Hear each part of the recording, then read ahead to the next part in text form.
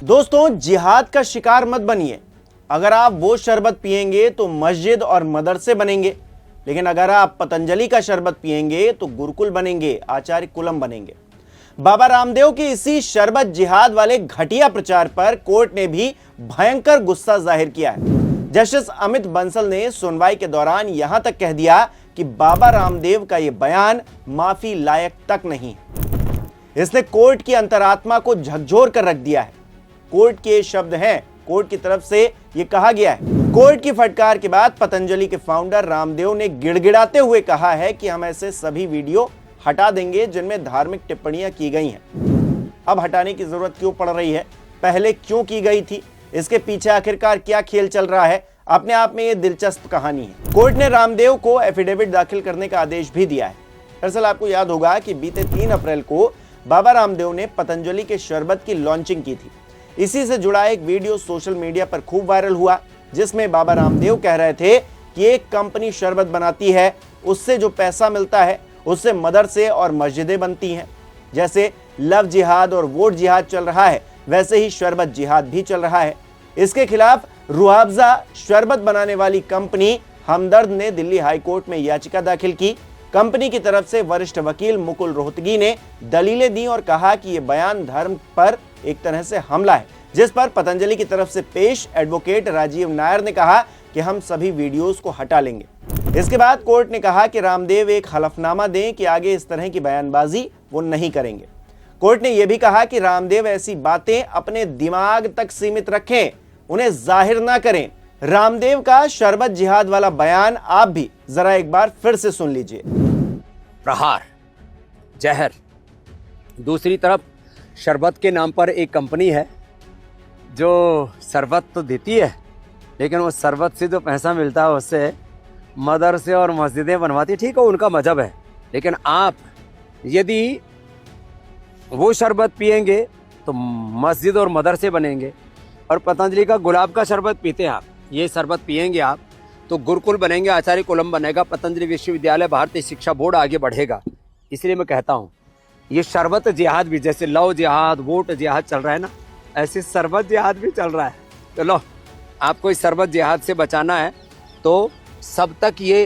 तो दोस्तों, अपने इसी बयान के लिए अब रामदेव माफी मांगने को मजबूर है, नाक रगड़ने को मजबूर है, गिड़गिड़ाने को मजबूर है। हालांकि रामदेव ने जब ये बयान दिया और विवाद बढ़ गया तो 12 अप्रैल को रामदेव ने कहा था, मैंने एक वीडियो डाला, उससे सबको मिर्ची लग गई, मेरे खिलाफ हजारों वीडियोस बनाए जाने लगे, कहा जाने लगा कि मैंने शरबत जिहाद का नया शिगुफा छोड़ दिया है। अरे मैंने क्या छोड़ा, ये तो है ही लव जिहाद, लैंड जिहाद, वोट जिहाद, बहुत तरह के जिहाद चलते आ रहे हैं, ये लोग चलाते हैं। मैं ये नहीं कह रहा कि वो आतंकवादी हैं, लेकिन इतना जरूर है कि उनकी इस्लाम के प्रति निष्ठा है। यानी रामदेव को उस वक्त तक अपनी बयानबाजी पर कोई भी अफसोस नहीं था, पर अब लग रहा है कि उन्हें अफसोस होने लगा है। रामदेव कोर्ट पहुंचते हैं और गिड़गिड़ाने लगते हैं और कहते हैं कि मैं वीडियोस हटा लूंगा। उनके वकील कहते हैं ये बात। हालांकि ये पहली बार नहीं है जब रामदेव की इस तरह से फजीहत हो रही हो। इससे पहले पतंजलि के विज्ञापन मामले में बाबा रामदेव और आचार्य बालकृष्ण ने सुप्रीम कोर्ट में माफी मांगी थी। उस वक्त तो रामदेव को अखबारों में माफीनामा छपवाना पड़ा था, वो भी बड़ा बड़ा। कहने को बाबा रामदेव एक योग गुरु हैं, लेकिन स्वदेशी प्रोडक्ट के नाम पर क्या गेम वो खेल रहे हैं, ये पतंजलि का टर्नओवर देखकर आप खुद ही अंदाजा लगा सकते हैं। आखिरकार वो योग की आड़ में किस तरह से धंधा चला रहे हैं, ये बात किसी से छिपी हुई तो है नहीं दोस्तों। योग गुरु कैसे बिजनेसमैन बना बैठा है, ये हर कोई देख रहा है। अब वही योग गुरु कम बिजनेसमैन पॉलिटिशियन बनने की फिराक में है, क्योंकि जिस तरह की बयानबाजी वो कर रहे हैं, अक्सर नेता ऐसी बातें करते हैं। शरबत में भी जिहाद खोज निकालना, इतना बड़ा आविष्कार कर देना किसी आम इंसान के बस की बात तो है नहीं। नेतागिरी में ऐसा होता है, बाबा रामदेव ने भी ऐसा ही किया है। हो सकता है आने वाले सालों में वो किसी पार्टी की तरफ से चुनाव लड़ते हुए दिखाई दें। बाबा रामदेव को इसके लिए बीजेपी कार्यालय में सम्मानित किया जाना चाहिए कि उन्होंने शरबत जिहाद नाम का एक आविष्कार किया है। हालांकि नड्डा सम्मान का पटका रामदेव को पहनाते उससे पहले वो कोर्ट में आ गए और नाक रगड़ने लगे। शायद इसे ही कहावतों में थूक कर चाटना कहा जाता है। पहले प्रचार के लिए बयान दो, अनर्गल शनर्गल जो मन करे वो बोल दो, फिर बात बिगड़ जाए तो फिर माफी मांग लो, पीछा छोड़ा लो। बिजनेस का ये नया तरीका बाबा रामदेव ने इजाद किया है। आप इसे किस तरह से देखते हैं, हमें कमेंट करके जरूर बताइए।